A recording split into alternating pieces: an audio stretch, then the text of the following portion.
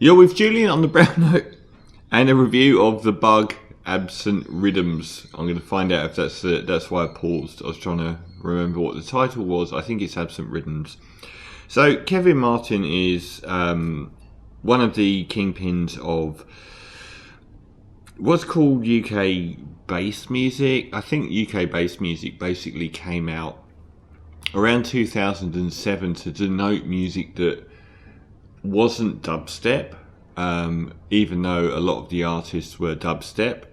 People like Zombie and Burial particularly, that were making music that was sort of analogous to dubstep, yet much more sort of forward-thinking, IDM, intelligent dance music dubstep. But given the fact that then American EDM and dubstep sort of destroyed the whole notion of it ever being cool again. So Kevin Martin goes way back and has recorded under a number of aliases: God, Techno Animal, Ice, Curse of the Golden Vampire, and the Black Chow, and the two main ones which I've featured a lot on my radio show over the last 20 years. King Midas Sound, loved his stuff as King Midas Sound. He did a great album with Christian Finesse, and the last one he did was like almost like ambient textures, but even above King Midas Sound is The Bug, who I have adored, and primarily due to the iconic 2008 album London. So this is around the same time as Burial's Untrue. So at that point, it was easy to sort of pigeonhole UK non-dance floor music that was also electronic and beat-based as being, you know, driven by the guiding light at that point being dubstep. Yet here were these artists making music that was completely different. So it kind of sort of got folded into UK bass. But London Zoo was probably the third, I think, album by Kevin Martin as The Bug, and was one of the most prominent of that era. It was a monolithic wall of sound, heavily based around Jamaican dancehall, but in a much more industrial way.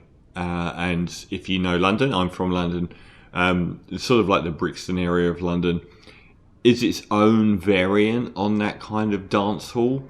And it was just this it's still an album I listen to. I've always loved it. He came back with The Bug to do Angels and Devils in 2014, which is a much more pop adjacent variant of The Bug, before returning back to those monolithic industrial wall of sound roots from London Zoo with Fire. Last year on my show was the #1 album of the year. I adored it. It was fantastic.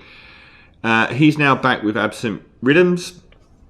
Now this, I don't know whether you should take this as a proper album, because it's an experiment more than an album. I think it's 17 tracks long. It's a very long album, but what he does is really interesting. He takes the same basic sonic template, and he said, I think that it came from him doing a remix for some hardcore or metal band and then rejecting it because it wasn't heavy enough, and the ironic humour involved in that being how heavy Kevin Martin's music as the Bug is, under London Zoo and Fire anyway. So I'm not going to review the tracks here, because what it is the same track for an hour and a bit.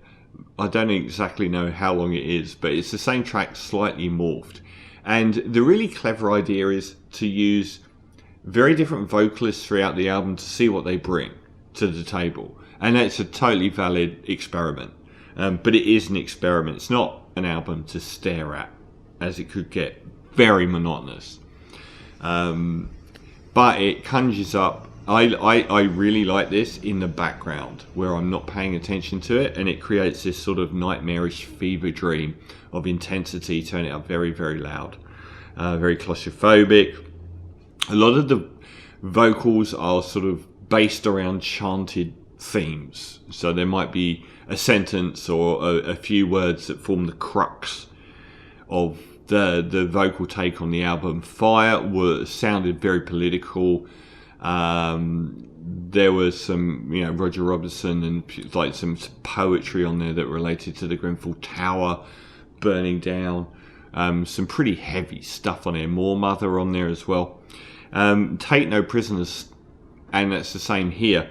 It's again, I'm really liking the fact that Kevin Martin, who's often made these forays into different styles, even with The Bug, Angels and Demons was a lot more adjacent to mainstream music, almost in that sort of private press, DJ Shadows sort of realm.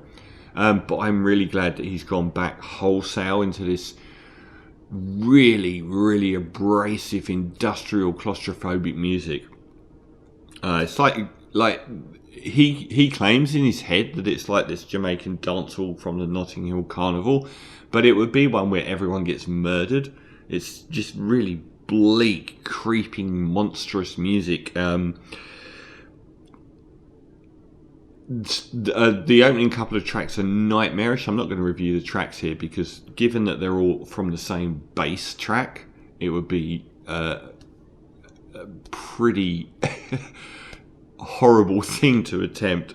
But there are some, some of the opening vocals are like torturously, scarily intense, and then these almost trip hop female vocals pop up every now and again.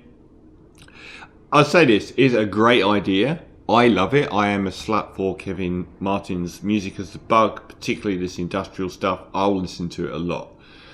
Is it a great album? Not really. I think that one of the biggest problems is that the album Fire.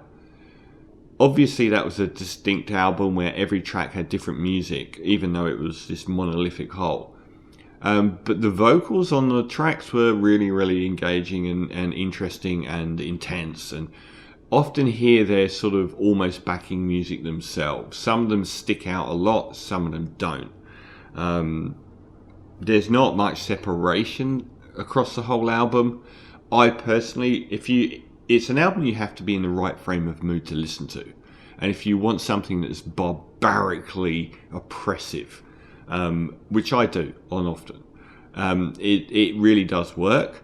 And I would never sit down and listen and say, you're never going to pick out individual tracks that much on this album. Whereas the other album, I thought everything was pretty great. It's not, if you sit and listen to it as a whole, it's just not compelling. It gets very repetitive. And I think the problem isn't so much the music. I kind of like this idea of this fever dream of you moving through the same track over and over and over again. I really like that. I remember listening to another album where it might have even been his, where I wasn't sure that the album was on repeat. The Just Mustard one, I mentioned that in the review. When I think it was the first time I heard it and I wasn't paying attention, and because all of the tracks seem built out of the same bodywork, even though they're not. The more you listen to it, the more separate they sound. But at the first time, I was wondering whether I just had the same track on loop. But the vocals themselves aren't strong enough, and I think that's what sinks it a bit. There are like Roger Robertson turns up again, the poet, and some of them are good and stand out, but most of them aren't. They're almost like a second tier level of vocalists compared to Fire, which had top tier almost all the way through. Really, really compelling album, my album of that year. So overall, The Bug, absent Riddim, I like and I will listen to have on in the background when I want to just have this toxic wasteland of sludge going through my house. But for the casual listener, I don't know that you would be particularly interested in it after a while.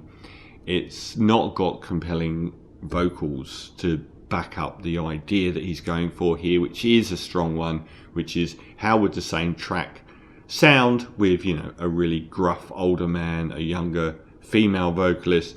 Those things are strong ideas, but I don't know that the actual vocalists on here, all of most of which are unknown, are strong enough to carry that project. So I still like it. I don't think most would probably find it that interesting. So 6 out of 10 for The Bug, Absent Riddim, but please keep in mind, keep going with what you're doing and come back with another album of industrial wasteland music as The Bug, because I will eat it up all day long.